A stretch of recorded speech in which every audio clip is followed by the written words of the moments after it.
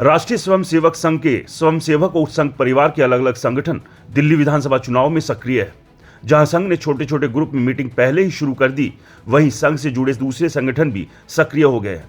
BJP संघ परिवार का ही राजनीतिक संगठन है, लेकिन संघ हमेशा से कहता आया है कि हम चुनाव में सीधे किसी भी पार्टी के लिए वोट नहीं मांगते हैं। सीधे वोट नहीं मांगने पर भी संघ परिवार से जुड़े संगठन उन मुद्दों को जनता के बीच ले जाते हैं जो बीजेपी उठा रही है।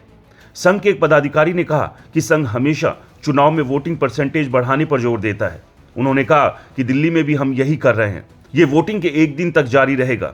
हमारे स्वयंसेवक जहां रहते हैं वो सुनिश्चित करते हैं कि उनके आसपास के सभी लोग वोट देने जाए। सूत्रों के मुताबिक संघ के लोग 10-12 परिवारों का समूह बनाकर छोटी छोटी मीटिंग कर रहे हैं।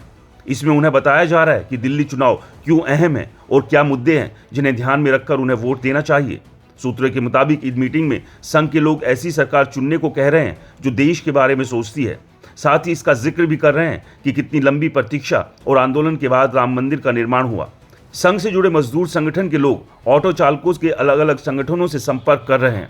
संघ से जुड़ा मुस्लिम राष्ट्रीय मंच दिल्ली में मुस्लिम वोटरों के बीच काम कर रहा है।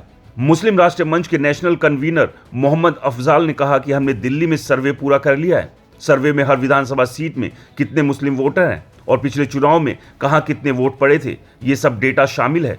उन्होंने कहा कि अगले 1-2 दिन में हम मोहल्ला मीटिंग शुरू कर रहे हैं, जिसके लिए टीमें बना दी गई है। अफजाल ने कहा कि हम चाहते हैं कि लोगों के मुद्दे सामने आए।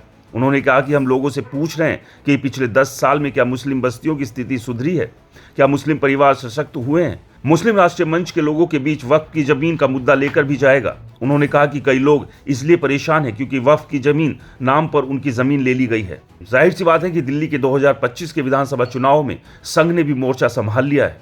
और आपको बता दें, हरियाणा और महाराष्ट्र में भी संघ का अहम रोल रहा था, जिसके चलते बीजेपी ने जीत हासिल की थी। और इस बार भी संघ की मदद से ही बीजेपी दिल्ली फतेह करने की उम्मीद पाले हुए है। आपको क्या लगता है, इस विधानसभा चुनाव में कौन बाजी मारेगा, बीजेपी, आम आदमी पार्टी या कांग्रेस? हमें कमेंट्स कर जरूर बताएं।